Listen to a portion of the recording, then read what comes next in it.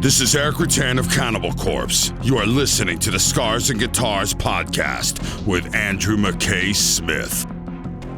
You tuned in to another episode of the Scars and Guitars podcast. I'm very grateful that you can join me for this chat with vocalist Kurt Deimer. Kurt's been around for a while. He's probably more notable for his success in business, as you'll hear throughout the chat. But he's got a new EP. It's available now. Check it out. It's titled Work Hard, Rock Hard. I am enjoying it. It's a little outside of my usual listening taste, but I've got to tell you, this conversation with Kurt, he's an extremely likable guy, so it's very easy to relate to his music on that basis. If you're listening via the podcast app, you're going to hear a tune, and this one features a collaboration between Kurt and the great Geoff Tate from Queensryche. Love that band. You'll hear that in a sec if you've tuned in via the podcast app, but if you're tuning in via YouTube, you know I can't bloody play music on there because of all of the rules around that. We'll cut to the chat right now. So let's go. Here he is. Hey mate, how you going? Andrew, how are you, brother? I'm very well, thanks mate. Thanks for joining me. Can you hear me all right? I might have to keep moving around because I'm outside in LA, and everywhere I go, there's like somebody doing lawn work. Mate, it sounds like around me, mate. So no, all good, mate. I can hear you loud and clear. So oh, good. So no worries whatsoever. Yeah, what's the day held for you right up until this point, mate? Just a regular business as usual day kind of thing. Yeah, well, I'm out in LA. We're getting ready to play the 50th anniversary Rainbow Show. So that's coming up on Sunday at the Rainbow Room in West Hollywood on Sunset. Yep. And then I've got another interview after yours and another article I've got to fill out questions for. So good on you, mate. So obviously there's busy, man. Yeah. Trying to make people familiar with Kurt Deimer, and what we got going on. So I appreciate you having me, man.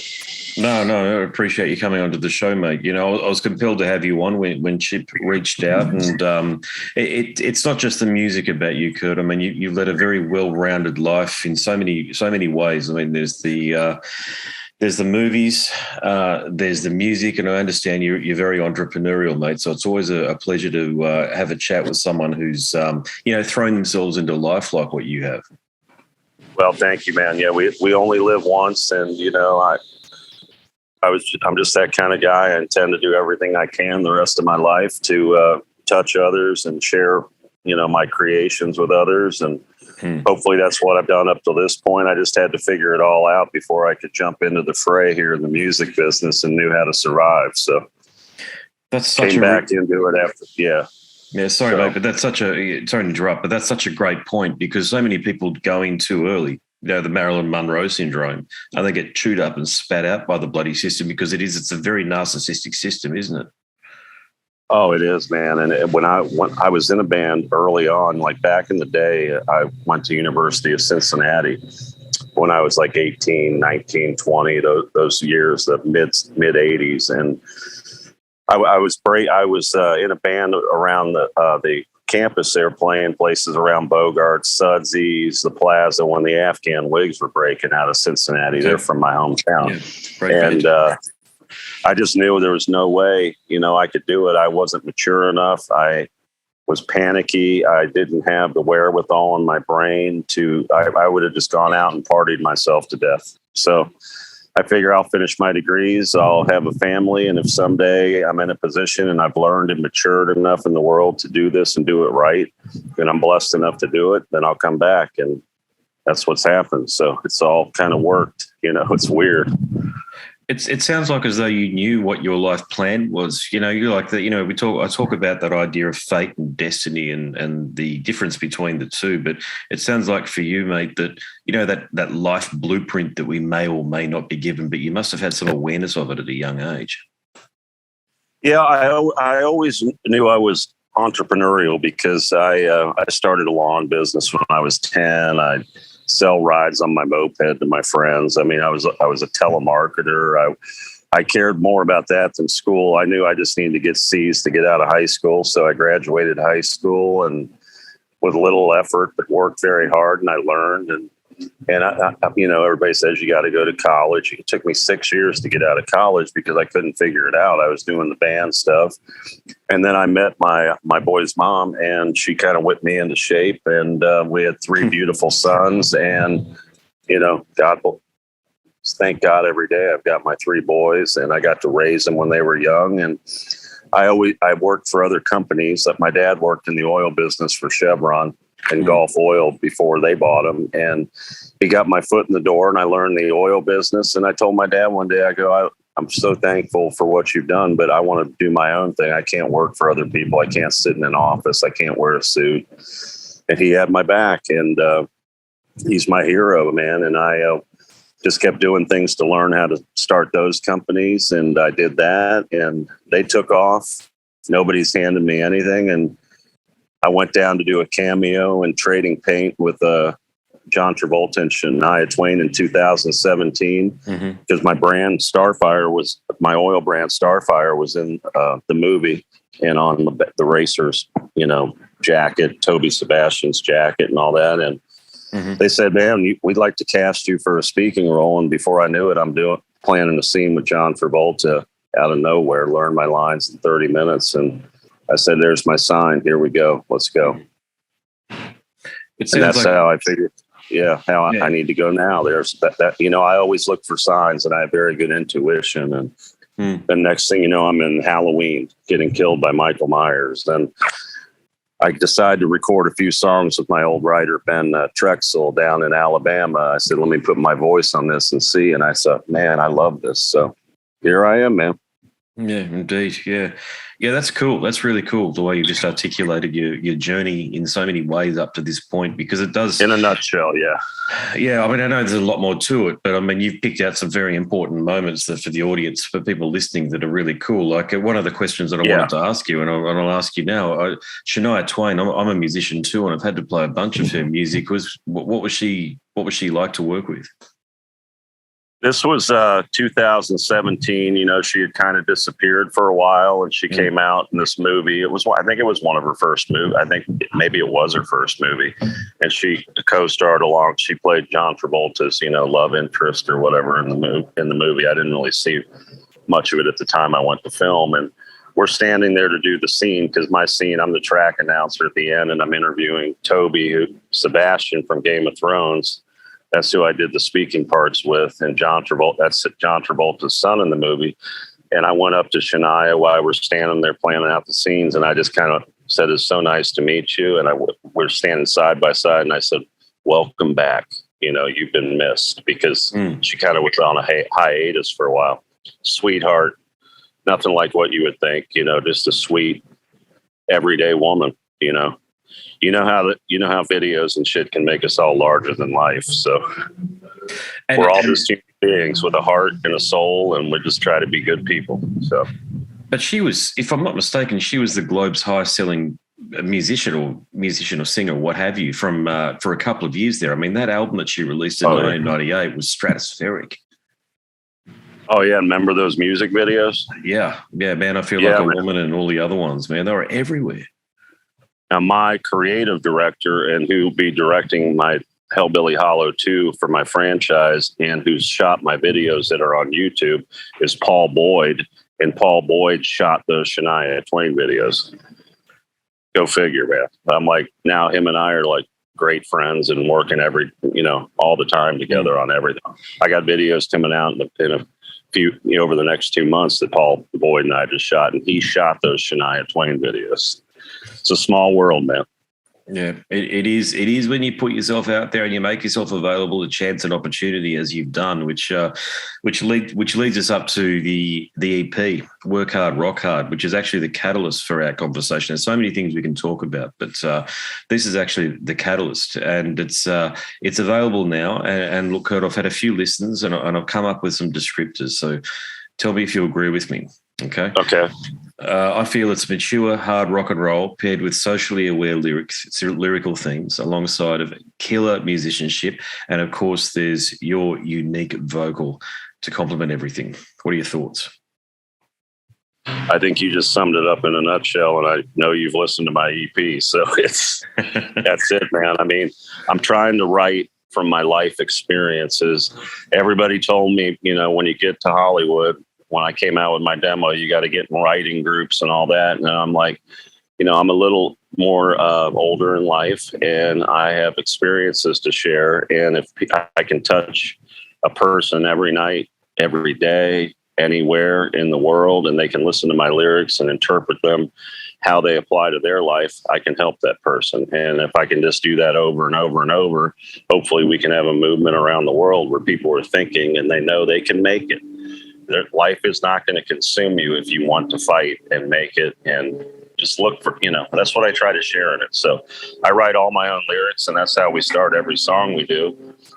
I send it over to Phil X and Chris Lord-Alge, and we turn it into these killer tunes. So it's, I appreciate what you just said. It sums me up in a nutshell, and what Kurt Deimer, the music's all about. Yeah. Look, I enjoy it, but then I'm 44, and it is mature rock and roll from the perspective that when you really slow down and you listen to your lyrics, okay, the lyrical themes that they cover, internet trolls, such as on the song Back in the School, I think it is, muddy, obsessed idiots and frauds and naive, compulsions and obsessions on Only Time Will Tell. You're tapping into universal themes. So when I say you've got to be mature, you've got to have lived a bit of life and have been burnt and have loved and lost and all of this sort of thing. So do these themes, do they come, do you set out with a goal and say, I'm going to write about this particular topic, or is it more stream of consciousness? No, it's what I don't ever plan anything, because I don't think you can write a good song or present a good lyric if you force it. I write a lot late at night after I've worked all day.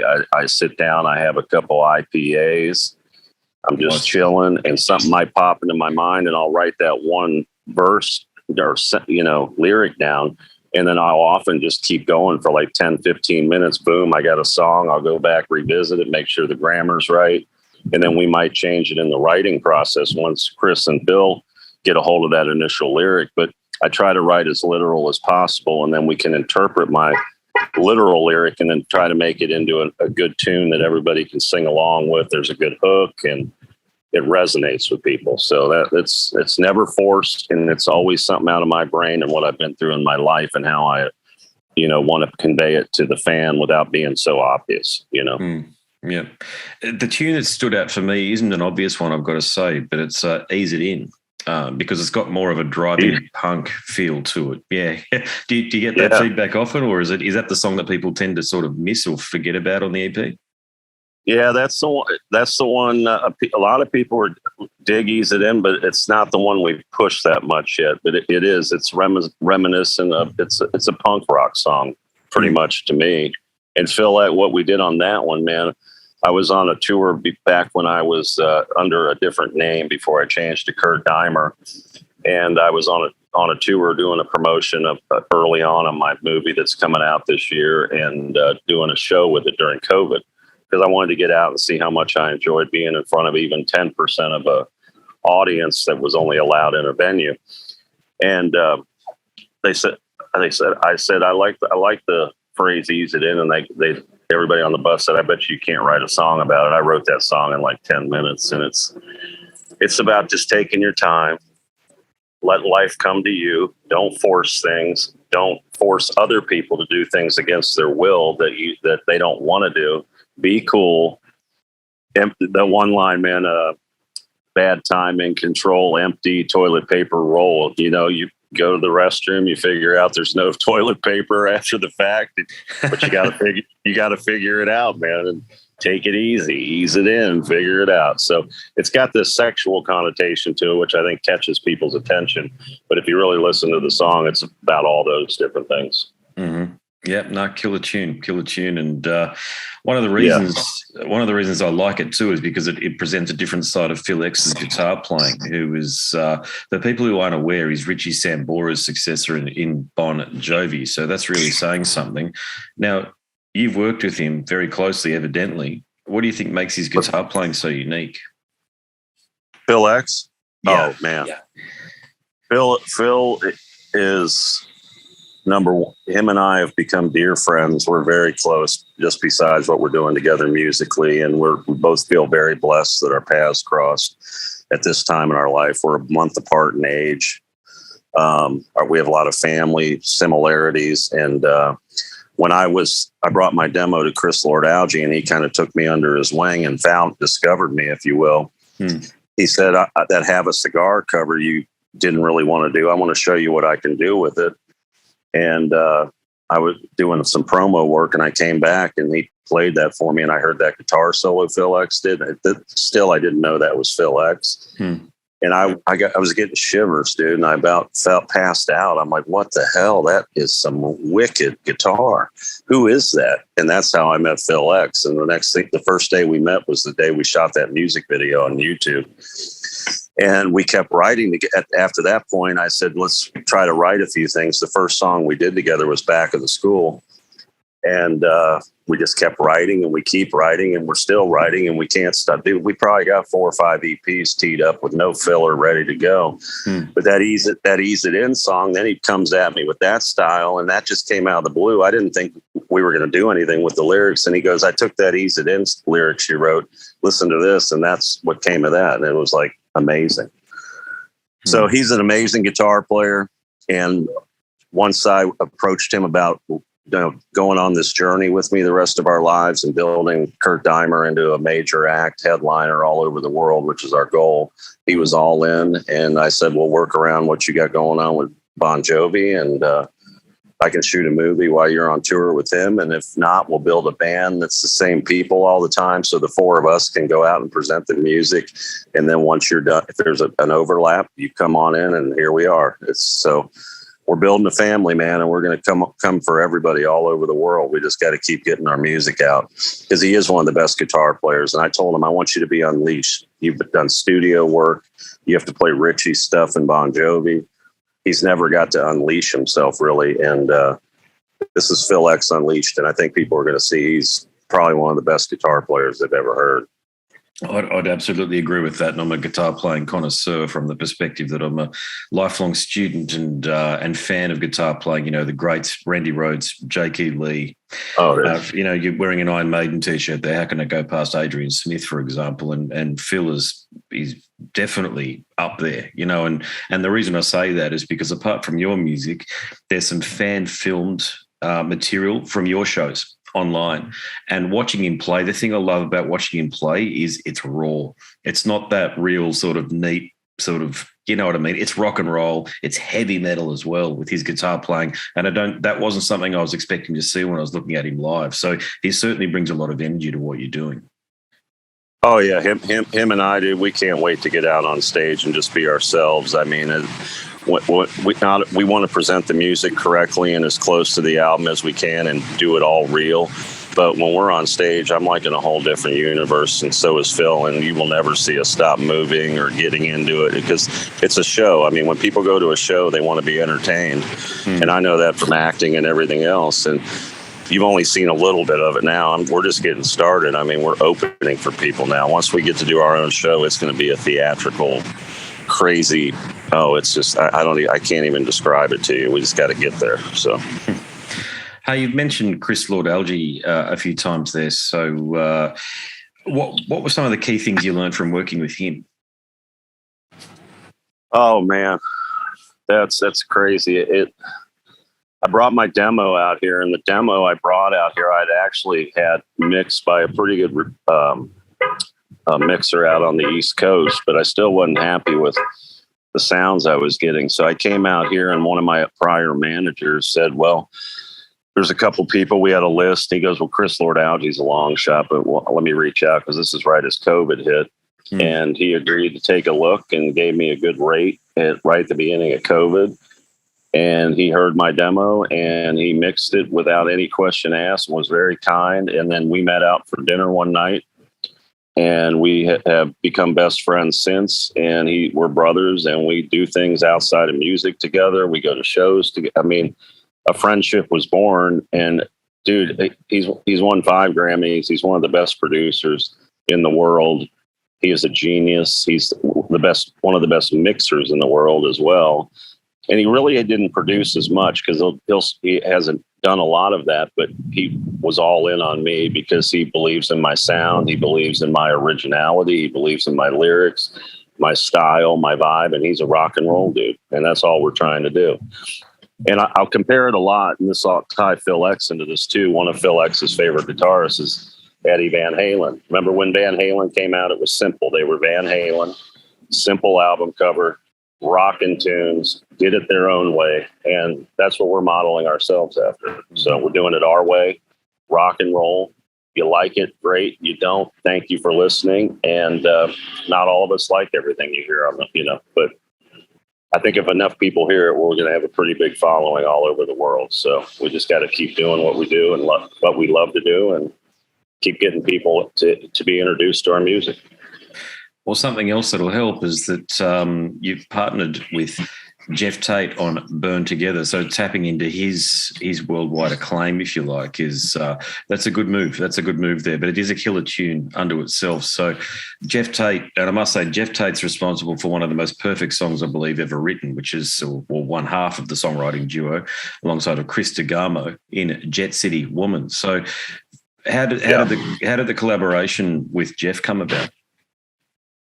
Well, my management team, my manager's Andy Gould and Paul Gargano. And Paul Gargano is a big, big Queensryche fan. And he, once we were getting ready we knew this EP was going to be in the works to come out. We were looking for a tour to support it. And he reached out to the Tates because he's good friends with them and knew that they had a tour coming up. So they flew down to LA and met with all of us.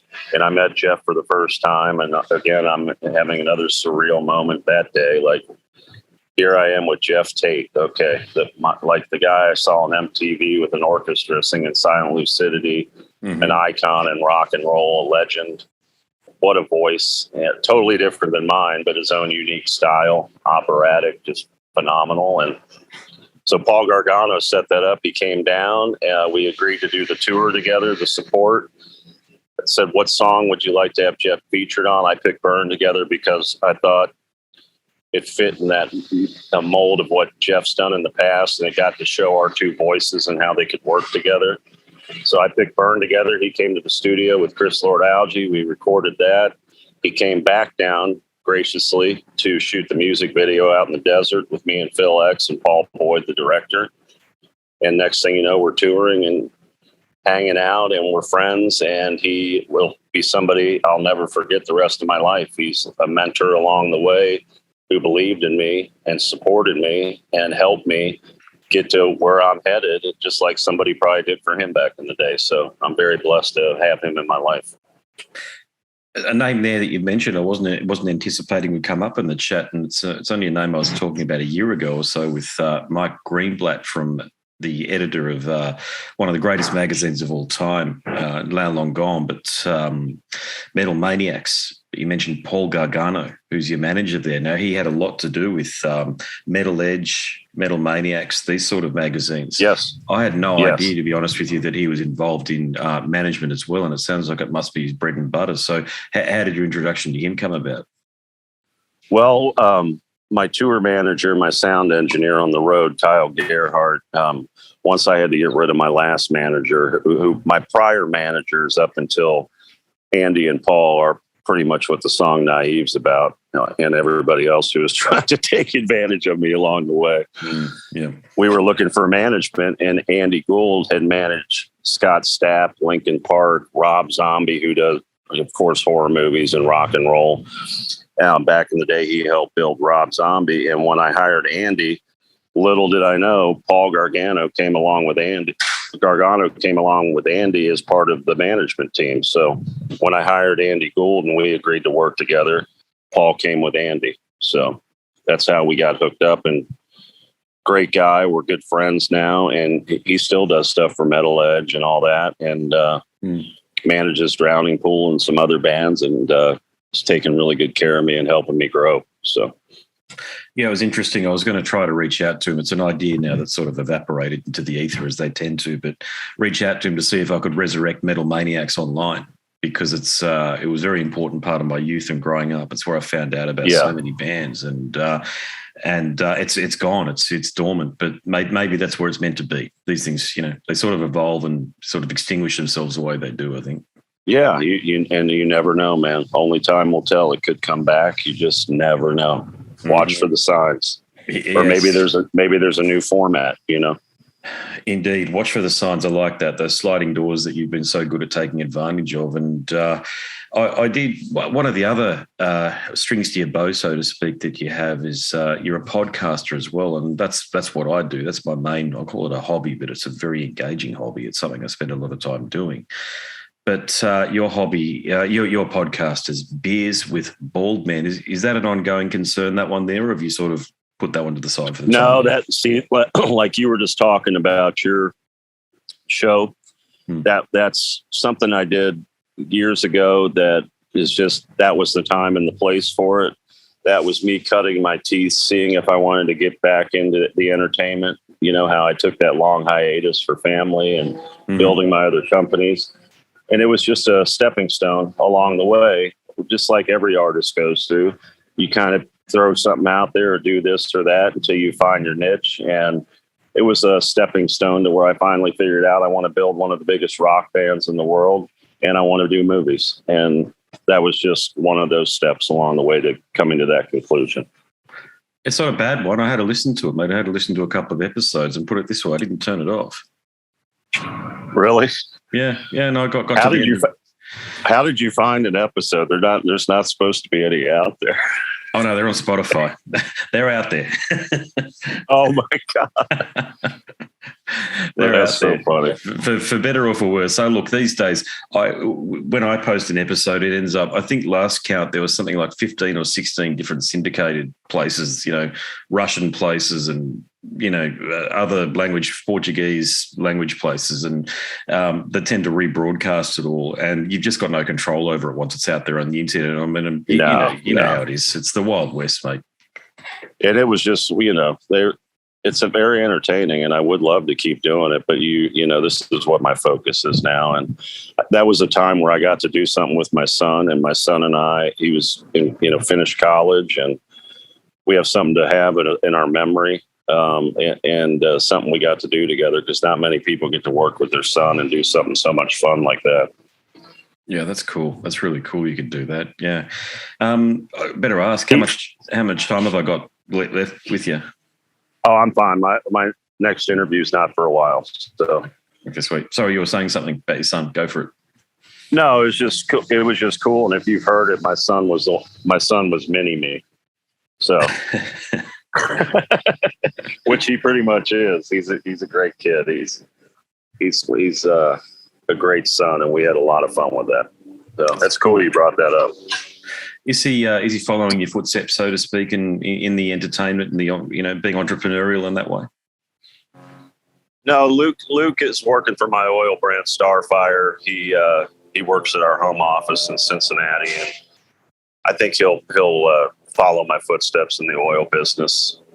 He was helping me a little bit at the beginning, when we did that, or he'd help me when I go out to record or shoot music videos and stuff early on. But, he wants to settle down and have a family, and, he's got a big opportunity ahead of him if he really takes advantage of the fact his dad started Starfire and wants to be a part of it. So, apart from putting petrol in my car whenever it needs it, I know nothing about the oil industry, I must confess. So can you tell me about what it's like being involved in that business? And is that something that's a bit of a legacy from when your father was in the business? Well, my father worked for Gulf and Chevron, but what there's a fuel side, which everybody's used to. They watch the prices at the gas station. It goes up and down. It fluctuates all the time. But then there's also a lubricant side. So all the factories or the trucks or the cars, and everybody has to put oil in their car. It's called lubricants. So what my company does is makes all the lubricants, the finished products from the crude and the oil and the base oil. Well, I have my own blend plant now up in Pennsylvania as well that feeds my other company in Cincinnati, and we make finished lubricant products. And if you go to starfire.com, you can see, and you'll get what I'm saying, because it's all the 10W30, 5W40, all that kind of stuff. Windshield wiper fluid, antifreeze. We do brake fluids, power steering, all those finished products. So that's the business that Starfire is in my companies. Yep, gotcha. I'm looking at the website. I don't deal in fuel at all. Fuel is too tough, and it's too much money, and you don't get paid, and it's a very thin margin part of the business. Yeah, I knew that. The petrol stations make money off selling cans of Coca-Cola rather than the fuel, don't they? Right. Yeah. Yeah, the petrol stations make all their money in their C store, and the fuel is to get you to come into the C store. So Cokes and cigarettes and all that stuff. The fountain drink they make more off fountain drinks than gasoline. It begs a question, though, broadly speaking. How on earth do you juggle it all? Me? Yeah. How do you juggle this business, the music, the movies and the films?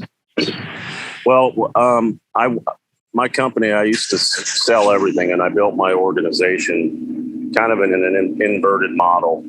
I was the owner, the president, the CEO, but I was also the top salesman. So I hired people along the way since 99 when I first started, with 40 grand in a checking account, and no bank believed in me. It's kind of like the music business. Nobody wants to believe in me until I have a bunch of followers and I've done all the work myself. And then they all come out of the woodwork. And the oil business was the same. You'll fail. Every business fails. And I said, no, okay, whatever. So I started it on my own, figured out how to raise 40 grand, buying investment real estate and helping people, with housing, and was able to pull some cash out of those properties, put 40 grand in the bank, started that. And it just took off from there. And about 3 years in, all the banks came knocking on the door. Oh, he actually has a business and knows what he's doing. But you got to fight for it. And that's why so many people fail and give up, because they don't persevere through all the struggles you have to go through to succeed. If someone was, 18, 19 years of age, a bit lost in life, and they sat next to you on a plane and they said, look, Kurt, I'm a bit lost. What's the best piece of advice you could give me? What would your answer be? I would gladly talk to them the whole flight, because I love helping other people. I would tell them this is one thing I strongly believe in life. The more you give, the more you get. You want to hoard, you want to be greedy, you want to be selfish. You're going to stop the flow of success coming to you. The more you give, the more you get. Be kind.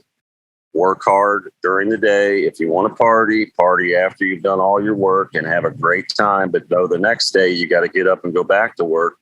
So don't overdo it if you can't handle it. And just be good to other people. Be kind. Learn. Actually listen when people are talking, because you can learn a lot just by having conversations with different people you meet in your walks of life.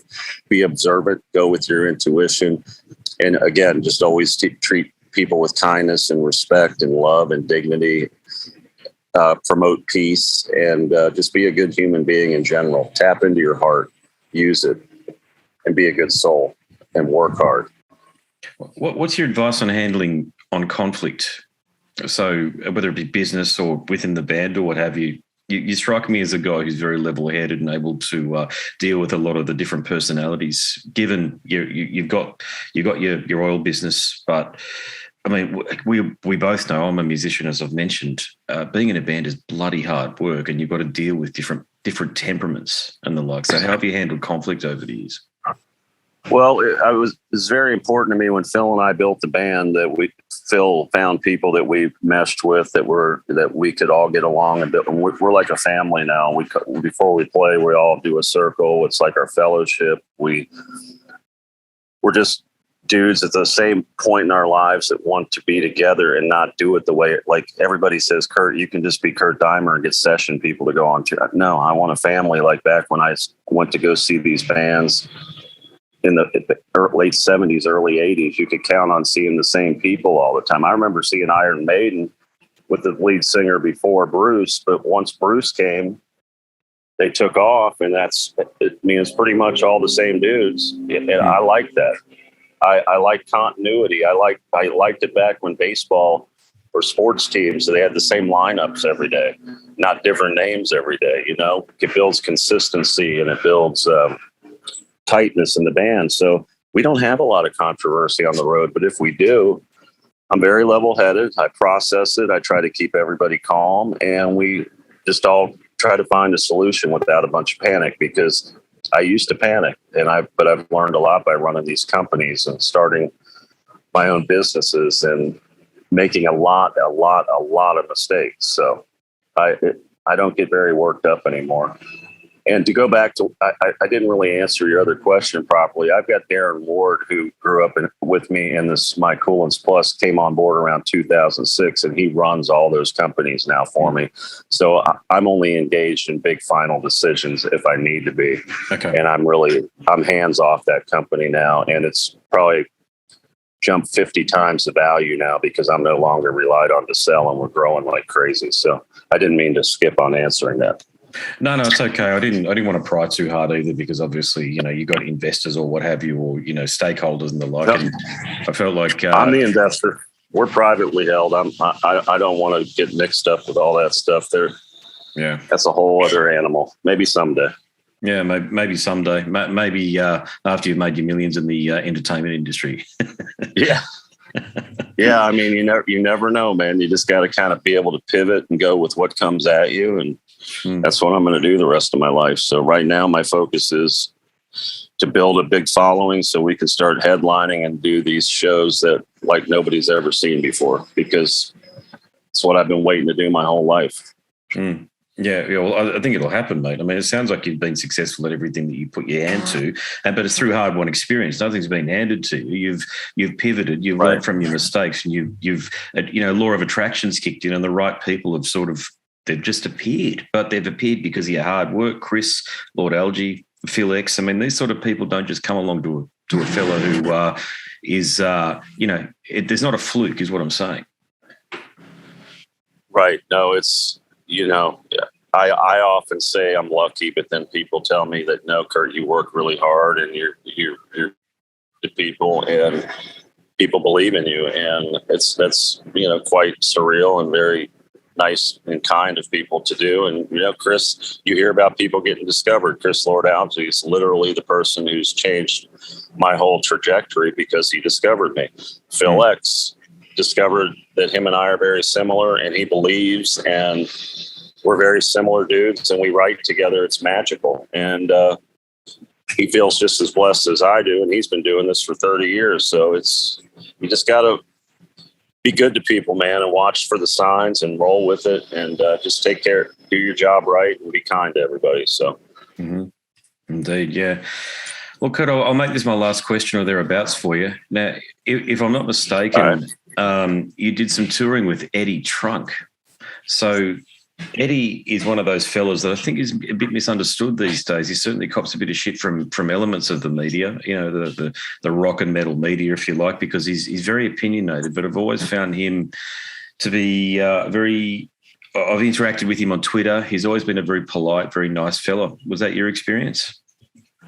Yeah, Eddie Trunk was very polite, very kind, very supportive. I mean, he had me on Hair Nation early on when I was still going under my old artist named Baldman, and would play Have a Cigar on Hair Nation, do interviews. He'd introduce me at my shows, during COVID. This was all during COVID. And that bad first year when everybody was going crazy. So he's very kind. I see what you're talking about. All he's pointing out is he just wants people to perform and put on shows without, lip syncing and all that. And everybody's entitled to your opinion. Take it for what it's worth, but it doesn't, it's like the song Back at the School. Everybody doesn't have to be so mean. It's just an opinion, and, give your opinion, but we don't have to rip on each other. Just like people go, okay, well, Kurt Deimer does Have a Cigar, and his voice isn't the same as Pink Floyd's, and he sucks and all. It's like, dude, I don't like a lot of music out there, but I don't sit there and tell the artists they suck or that they're just belittle people. You just move on, man. We all don't like the same toppings on our pizza. Thank you for listening. I appreciate it. Let's all just be kind to each other, but there's so much toxicity in the world now, and there's bullies, and they're on the internet now. And it's a shame because a lot of people can't take that, and a lot of kids are committing suicide because they're bullied on the internet, and it's a problem that people need to to look at, because if we were just kind to each other, there'd be a lot less suicides going on. Yeah, indeed there would be. Yeah, there's no doubt. Yeah. Poor old Eddie. I love the fact that he has an opinion. No, I don't agree with his opinion all the time either, but I don't, to your point, go online and even say anything about it. I mean, I'm got kids with a family and a career, and lawns need to be mowed and pets need to be fed and all the rest of it. Who cares about having an opinion about somebody else's opinion for the most part? Just listen to it and move on. Wait until I introduce a new topic and see if you agree with them on that one. Yeah, and if you look at his opinions too, it's not like he went in and ripped the band apart and like called the people out and belittled their humanity. He just was making an opinion about lip syncing and how it's getting a little too much in his mind. And right or wrong, it's his opinion. What happened to all of us being able to have different opinions in the world, but we all still get along? Now it's like you're either on this team or the other, and there's going to be a fight. You know, it's just not right. It's not the way humanity was supposed to be. We're all supposed to be working together to try to survive on this planet spinning around in this space that we're in and make the best of it, not destroy it. Yeah, well, certainly in the Western Hemisphere, you know, we went through something called the Enlightenment, okay, where we understood that you could have different perspectives, different opinions and the like. And of course, that was all rooted in religion, but its influence has been profound on society, broadly speaking. But people, to your point, we are sort of going back into, and I think it is social media that's driving this, going back into this duality where there's just, you're either with me or you're against me. It's so tribal, isn't it? You see it in politics. The way, you know, I see, dare I say it, the way a lot of the members of the or supporters of the Democratic Party, the way that they carry on about anybody that had a slightly positive opinion about Trump, this sort of thing. It happens here in Australia too, mate. It's the same, I think, again, in the Western Hemisphere, the world over. Yeah, it's a shame, and I hope humanity can overcome it, and common sense can overcome it, and that we can all live in harmony all over the world. But if you look back in history, you study history, it just seems like it's just an ongoing thing, just a different time. And it's getting, I don't know, man. It's the most turbulent time I've had in my little blip here on Earth. But think of all the things other people went through before we were even born, you know, if you look back at history. But now nobody wants to value history. So if you don't want to look at history, how are you going to learn about how to not repeat it?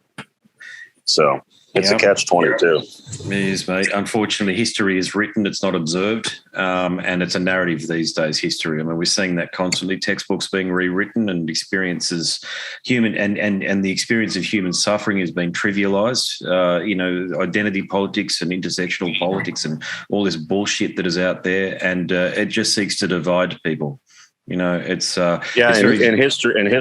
history isn't true history if you have people wanting to write it and manipulate it to fit their narrative they want to put into your brain. You know, let it all be free. Let it speak for itself and let people interpret it the way they want.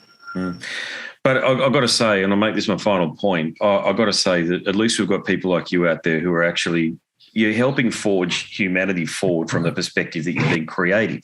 That's the key word there, because creativity is something that effectively comes from out of thin air. You bring things out from the ether, from the cosmos, and you're putting via music, you're contributing, you're actually doing it, mate. And, you know, thank you for doing that, because if it wasn't for the musicians, the artists, the actors, the directors, you know, this sort of thing, mate, where the hell would we be? Exactly. Well, people tend to keep things bottled up inside, and there's a lot more creatives out there, but they suppress it. I mean, hell, I suppress my creative side, you know, besides developing oil products for 30 years. And I'll tell you, it stressed me out, and I always felt a little off. And I feel better now than I did, you know, since I was a little boy and had no worries in the world, because I finally am doing what I was called to do instead of suppressing it. But I had to do what I had to do I've got 3 beautiful kids. I've got great companies that I've built that are doing good in the world, that are helping others. And it helps me do this and be able to fight this fight. And now I can share all that suppressed creativity with everybody. Instead of going to therapy and all that, I'm just sharing it with the world and hopefully helping others. So Well, you're doing a great job, mate. This EP here, I hope it finds the audience that you so richly deserve here.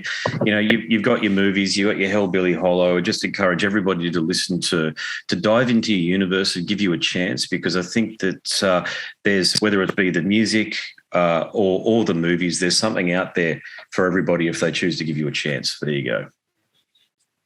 That's all I'm looking for, is a chance, and, you know, help me get to that point where the record label and the booking agents and all that kind of stuff see, okay, well, I know they're all going to want to jump on board when I build it, but right now I'm building it organically. There's nothing not real about me, and it just takes all of us spreading the word together. You know, I'm on Instagram, Facebook, YouTube, Twitter, all at Kurt Deimer. I'm probably going to start putting my videos on TikTok so that promotes people to go to the other.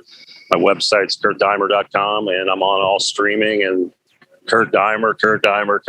Let's all, we like to say it's the Kurt Deimer family we're building. I've got the Kurt Deimer Fam Club coming. I've already got people that are running that. And we've only, in the words of the Carpenters, we've only just begun.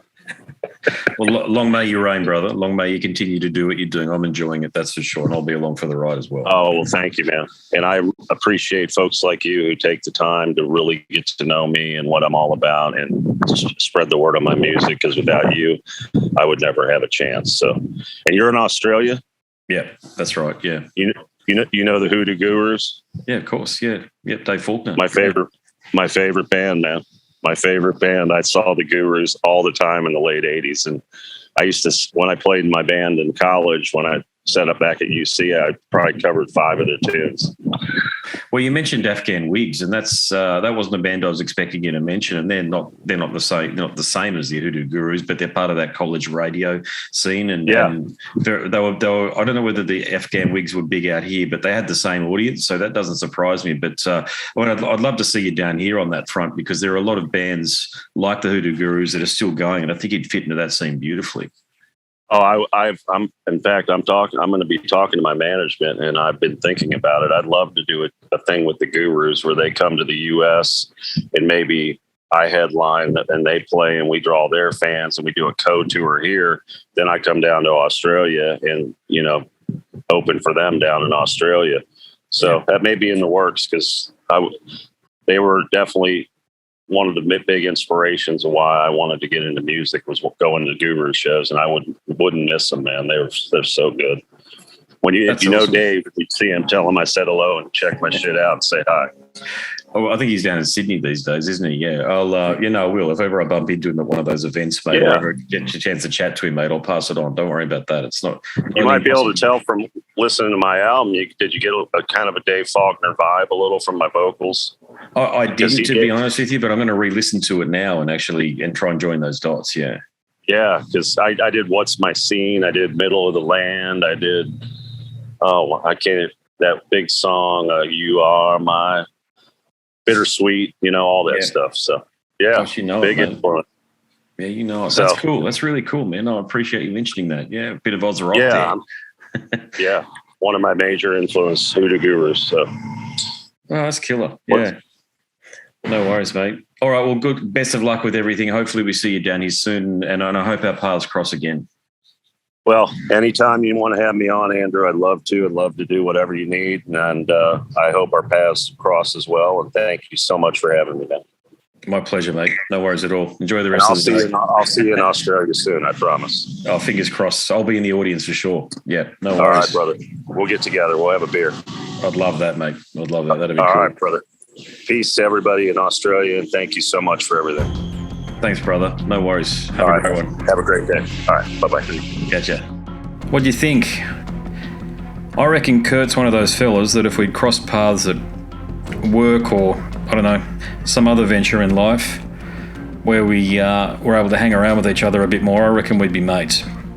What a lovely fella, just down to earth. He's just got it all going for him, and he's a stunning singer and musician to boot. Truly do hope that he comes down to Australia and tours with some of those killer bands like you heard, Hoodoo Gurus. Powderfinger's another one. Gosh, you could fit him with just about any of the Oz rock stuff, in my opinion.